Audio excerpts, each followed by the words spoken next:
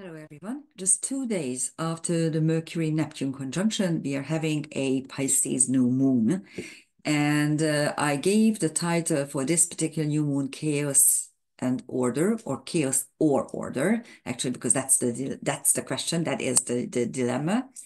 And this is the last new moon before the vernal equinox. So it's quite important. As you will see, Mercury is at the vernal equinox point at 0 degrees Aries, so it just entered Aries. So it is like an overture to the vernal equinox. This is how I feel it. And let's take a look at the chart. It's easier always for me to talk about things. This is for London, again, as usual. And as you can see, it will be exact on March 10th at 9 a.m. London time. And if you take a look at the chart, you will see that there is a structure with the main structure here really is the Uranus-Mars square. This is a fixed square. Quite interestingly, in the Budapest chart, it is in a T within a T square with the midheaven and IC. Here in London, you can avoid this, but instead, and then in our chart, Mars was exactly spot on the midheaven. Here, Pluto is on the midheaven. Is it better? I don't know. Pluto definitely is transforming ideology. This is what always happened when you look back every 250 years, whenever it entered Aquarius, there were huge upheavals in ideological warfare. And if you look around, the problem is that, yeah, we are having an ideological warfare. Actually, we are past a couple of days after Macron keeps saying for the 10th time that yes, yeah, he wants to send troops, European troops. There's no such a thing as European army, and you managed to totally disrupt homeland security, the ideology of having a home and having nation states. Who do you want to send? There's no European army. And people they won't fight for their own countries, let alone for Europe. Come on, he's crazy, really crazy. And of course, Ursula von der Leyen, she does. I call her Ursula von der Lügen because she's a liar. She actually said that Europe is at war with Russia. Idiot, crazy, and don't be happy, my dear American fellow men, because actually your very own Lloyd Austin also said that if Ukraine can't win, then the NATO needs to pick up the fight. Fuck it. I mean, excuse my language. I just hate these warmongers. Really, it's ridiculous. Anyhow, so Pluto on the London MC is not suggesting peace at all, unfortunately. And the Mars Uranus square, this is a fixed square. Again, this is about free will, how you exercise your free will. A square shows that you can't really exercise your free will, or you can do it by daily challenges. And the fixed square shows that this is a deeply embedded karmic issue. And if you look around, unfortunately, at the moment, the world leaders are really not giving a piece of crap what the people think. They don't care. They have their own agendas, and they just try to get ahead of this agenda. So that's a problem. So besides the Sun-Moon conjunction, we still have the Mercury-Neptune conjunction. This is already separating and out of sign since Mercury is already at 0 degrees Aries. The Chiron North Node in Aries is still tight, but it's already separating. It's doubly separating. And there's also a Pallas Athena Lilith conjunction, which they travel kind of together. So there's the two strong feminine. One is revolt against injustice, and Pallas Athena is wisdom and self-defense. And the square, there's the fixed square by Mars Uranus is dissolved by the new moon and kind of also dissolved by Black Moon Lilith. uh, strong, knowledgeable feminine. Okay, so this is the chaos part of the space-time moment. Uranus and with it the planetary picture around 17-20 degrees. I allowed a little bit wider orbs for this just to show you how it works. You do have a fixed Earth engine involving the Mars Uranus square and Black Moon Lilith. So this is the Earth trine part that gives us hope that this can be kind of dissolved. Yes, there is a dissolved opposition with Sun, Moon, Uranus, and Black Moon. And there's also a finger of fate, which is not closing into a boomerang, simply because you do have the Mars Chiron sextile. You do have the Mars Sun Moon semi-sextile, but Chiron is only at 17 degrees Aries and the Sun Moon is at 20 something. So it's even if I give a wider oak for the Sun and the Moon, still with the semi-sextile, it could be only 2 degrees. So it's not really closing. So this energy is lopsided. But it's, it's not, it's interesting because the Sun Moon is the focal point, but it's non-closing. And what is really closing is the Uranus portion of it, or even Mars. The Mars, definitely the Mars Uranus square is the defining aspect in this complex planetary picture. Let's take a look at the transcendental objects. Teheran Hiabako is a TNO, and I really was happy to see this particular TNO at the Sun Moon conjunction, at the new moon, because the story is brilliant. Somewhere in South America, all of a sudden, a white guy is appearing on the shores and teaching the Indians how to do agriculture. And of course, it's very heartbreaking, back-breaking, bone-tiring work, but still they learn it and they become better by this. And so in a way, it gives us hope that after chaos or after some cataclysm or after some bad thing, we can restore order with hard work. On Mars, you have Thetis, the ocean goddess. She used to be a goddess, but then she was relegated to a titaness. A nymph, who is also a goddess energy. You could have a water nymph or a fire, not fire, sorry, forest nymph. So it's an elemental really.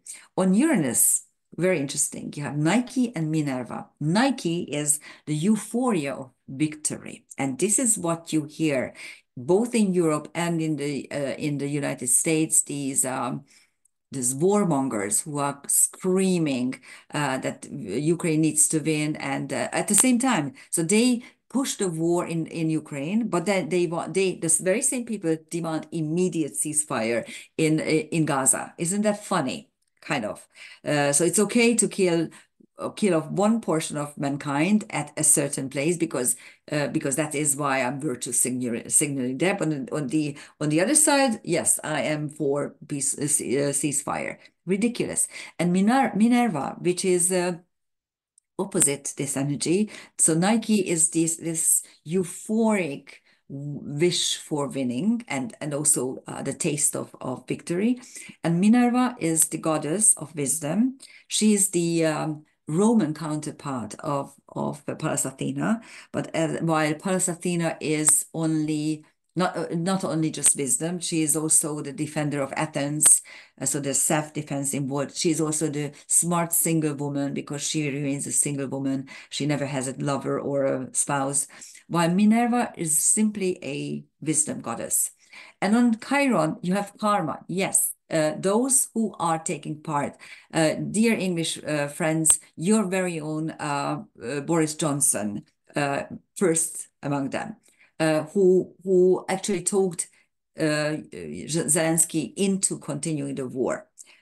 They are accumulating karma for sure. I never say that because I don't really look at karma like this. I think that karma accumulates if you feed it with energy. And unfortunately, those people who don't care, they come out of it very, very easily.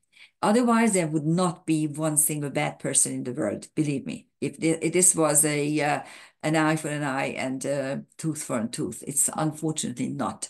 It's much more complicated than that. Okay, and then we have a fixed star, Nodus 2, which is Delta Draco, and the whole constellation, the celestial dragon, is supporting or protecting or creating some sort of treasure. And here's the order portion. Saturn, of course, represents the order. And as you can see, there's a mutable ground cross, and mutable signs are always things to let go, things to resolve, things to dissolve. And this is a ground cross, practically almost with the same participants, except for Dark Moon, which is closing the whole thing. So there's Saturn, the Saturn-Juno position was there 2 days ago. And I said that Juno here is not very strong as it is retrograde. Opposite Saturn, it represents that, yes, I would like to do some sort of agreement, but there's no way I'm going to be heard. And then Asteroid is revolt against injustice. Pulse Athena is still kind of back behind, but I included her because they are traveling together. And opposite them, you have Dark Moon Lilith, the acceptance of the curse. This is exactly what's happening if you look around. But luckily, there's also a beautiful kite. It is an Earth water kite. There's an Earth ground trine involving Jupiter, Ceres, and Juno. Ceres, the mother, Juno, the wife or the spouse, and Jupiter, the chief god. And then Saturn is at the anchor point of it, and Saturn is solidity, it's the grounding, it is yeah, obstacles as well, but this is a beautiful configuration with Saturn at its anchor. So hopefully there will be some sort of resonance of common sense. The problem is that Saturn will be in Pisces for another 1.5 years. So it is still ruled by Neptune, and so is this particular new moon. So everything is on depends on Neptune, whether it's smokescreen or really clairvoyance and heightened clairvoyance in a way.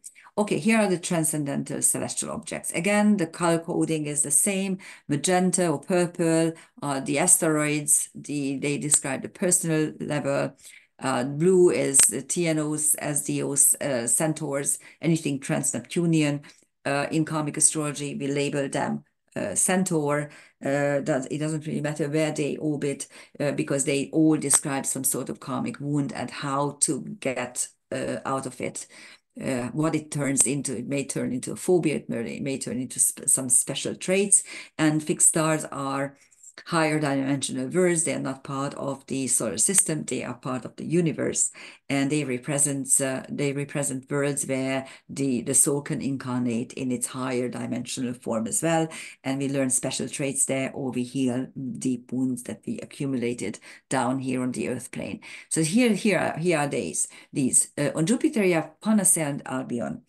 Every time Albion is prominent, ever since the war started, I kind of hope that the West will understand the need of a great nation. This is the Russians, which are a great nation, even though the West is now trying to cancel it altogether. You can't cancel a whole nation, and you can't cancel culture.